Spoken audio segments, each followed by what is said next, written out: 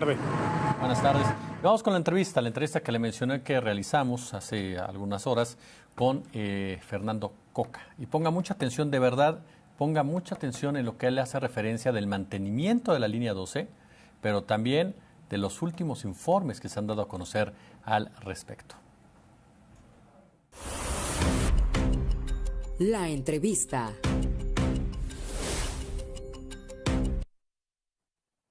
¿Qué tal? ¿Cómo están, amigos, amigas de La Octava? Seguimos platicando del tema, por supuesto, de la línea 12, y vamos a hacerlo con Fernando Coca, un hombre que ha estudiado a fondo precisamente lo que pasó con la llamada línea dorada. Existe un texto muy recomendable de su autoría que nos ayuda a entender precisamente todo este proceso de una obra que fue impulsada en la gestión de Marcelo Ebrard Casaubon como una obra que le iba a cambiar el rostro a la Ciudad de México.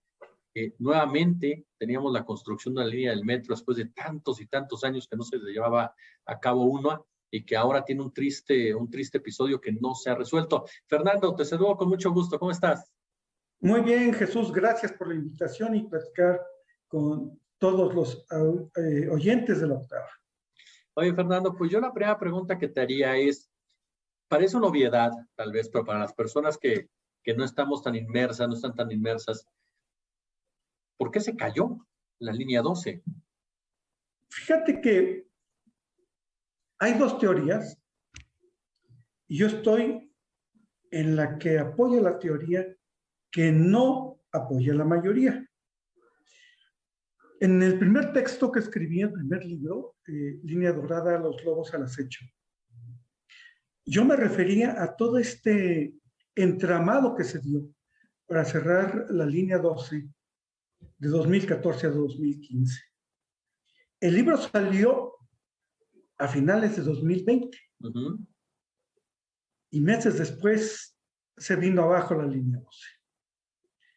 Comencé a investigar, Jesús. Ya tenía yo por ahí en las manos una sentencia que me llegó poco después de haber terminado la impresión del libro. Ya no la pude incluir ahí.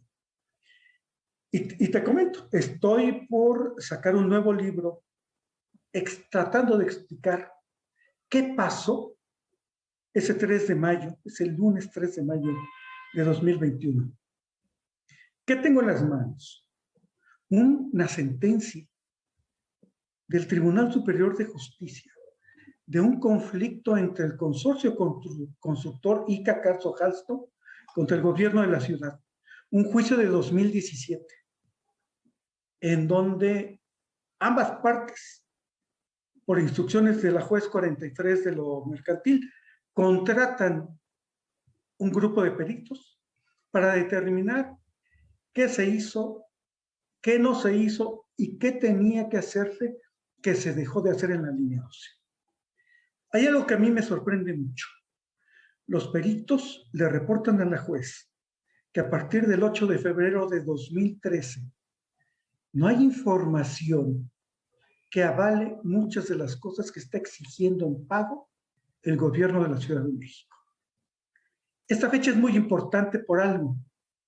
Febrero 8 de 2013 es la fecha en que se entrega definitivamente la línea 12 al gobierno de la Ciudad de México, al sistema de transporte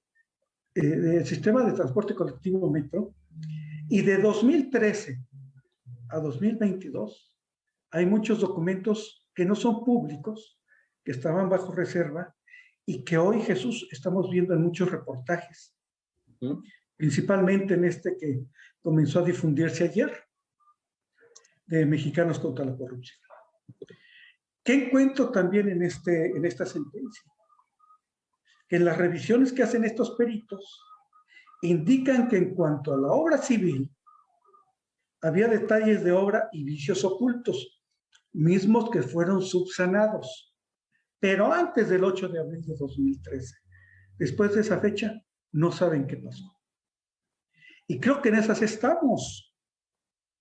Yo he insistido durante todos estos años, a partir de 2014, que comencé esta investigación, que la falta de mantenimiento era un elemento crucial, primordial para la buena operación del metro, y que la línea 12 no se estaba dando.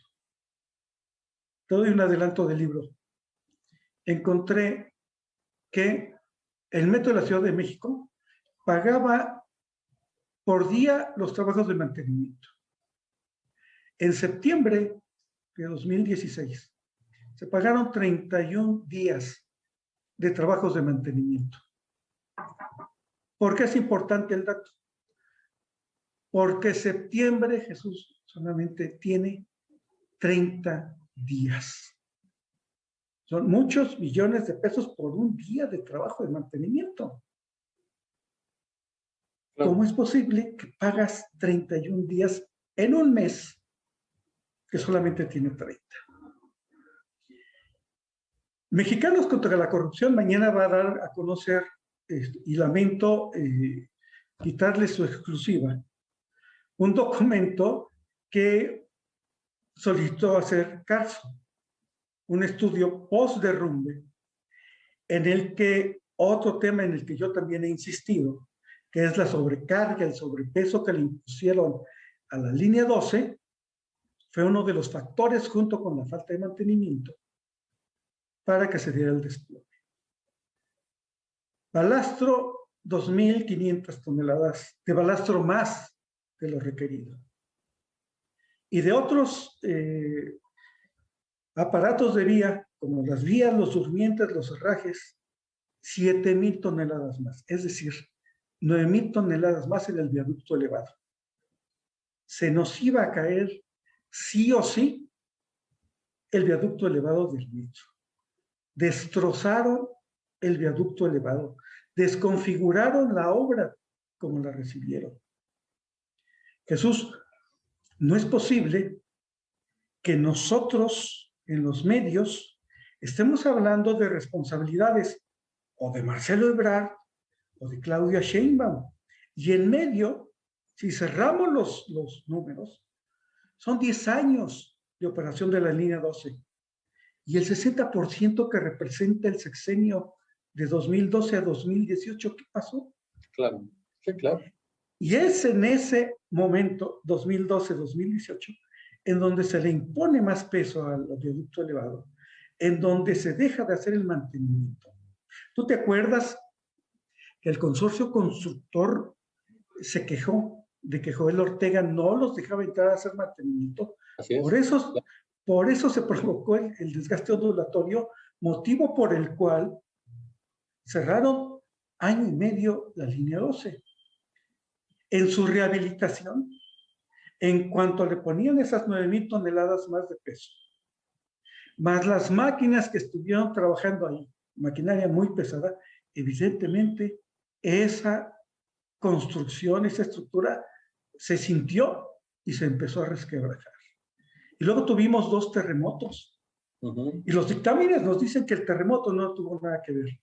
Pero efectivamente, ¿les podemos creer eso, Jesús? Claro. Yo dudo mucho de esos dictámenes. Y con todo el respeto que me merecen compañeros reporteros de medios nacionales y extranjeros. En mi cuenta de Twitter estoy divulgando unas imágenes justo de la trave oriente que se cayó. En la parte metálica, en la trave que hace casi un ángulo de 45 grados al lado de una que ya está sobre el pavimento, hay una placa de acero. ¿Qué hace esa placa de acero? La metieron como refuerzo cuando vieron que ya estaba el pandeo de esas estructuras metálicas. Y para hacer la comparación de que eso sí lo hace el metro, junto a esa imagen, pongo una que está en un puente peatonal de la estación Pantitlán, que también tiene una placa, justo en donde 2 traves confluyen, pero que están perdiendo su posición y ponen en riesgo la seguridad de los usuarios. Mi insistencia en el mantenimiento, yo trabajé en el metro, Jesús, y aprendí que el mantenimiento es vital para que el sistema trabaje correctamente. No exagero si les digo que en las 11 líneas restantes del metro tenemos graves problemas de seguridad por cómo están las estructuras. El PCC-1 se nos incendió y hoy estamos a ciegas manejando el metro. El sistema MATRA, que son radios de comunicación, no sirve. Se les va la señal. Quieren instalar ese puesto de control central en el C5 cuando la vocación de uno y otro son totalmente diferentes. No corresponden más que a ahorros mal entendidos de una administración pública que no está administrando bien sus recursos y dándole al mantenimiento el lugar de privilegio que merece toda la infraestructura de una ciudad como la nuestra. Claro. Oye, Fernando, por ejemplo, estamos hablando entonces que los desperfectos de la línea 12, tú me corriges, podremos decir que son estructurales, pero también son estructurales estos lazos que vinculan muchas veces a autoridades con esta, pues decirlo así, esta élite, una élite económica que participó activamente en esta construcción de la línea 12. Esa será la primera. Y la segunda es, ¿qué tanto peso tiene para la importancia que se le tuvo que haber dado en la construcción el hecho de que es una línea que corre hacia una de las zonas más afectadas económicamente, más paupérrimas de la capital de la República Mexicana? Te platico. Empiezo por la segunda pregunta. Adelante. El metro o la vocación de la línea 12 era darle movilidad a la zona suroriente del Valle de México. No solo Tláhuac, también Chalco e Ixtapalapa, Valle de Chalco, Solidaridad, Ixtapaluca, estos municipios del Estado de México. ¿Qué vocación tenía? Una de conectividad entre la zona más pauperizada, conectándola a una de las zonas de mayor desarrollo económico, que es Avenida Insurgentes, donde están los centros corporativos, más allá de los que hay en Santa Fe. Esta zona de Insurgentes es donde están instalados corporativos internacionales y que mucha gente de Ixtapaluca, Chalco, Valle de Chalco, Tláhuac, Milpa Alta e Iztapalapa se trasladan todos los días para trabajar ahí. En la sentencia de que te hablo, la jueza y después el Tribunal Unitario hablan de una violación de derechos humanos por la falta de esta línea 12. El derecho a la movilidad les afecta en sus vidas. Jesús, antes de la línea 12, transportarse de Tláhuac, de Santa Catarina, por ejemplo, Iztapalapa, hacías de ese punto, eje 10 Santa Catarina, hacia Insurgente Sur, por donde está esta tienda que tiene nombre de ciudad londinense. 3 horas y media. A 30, 40 minutos en el metro. El metro cuesta 5 pesos. El transporte de ahí hacia allá llegaba hasta 90 pesos. La intención de esta línea, y creo que no hemos dimensionado que el metro es uno de los programas sociales más exitosos que hay en la República. El subsidio es total. Recorres 20 kilómetros en la línea 12 con 5 pesos. Claro. Esos mismos kilómetros en combis, en microbuses, en taxis, hasta 90 pesos. Es un programa social increíble. Esta relación del poder económico con el poder político. A ver, Alstom trajo los primeros trenes hace 53 años a la línea 12. Había otros, estaba Bombardier, los trajo CAF, los de la línea 12. Hubo una disputa entre CAF y Bombardier. Tenían los trenes con las mismas características, con una gran diferencia y casi al mismo precio. Bombardier no los tenía en stock, CAF sí. Por eso se trajeron esos trenes. Esta disputa que se dio, que si el tren y la rueda y la vía, fue un argumento que parecía técnico, pero tenía más trasfondo político.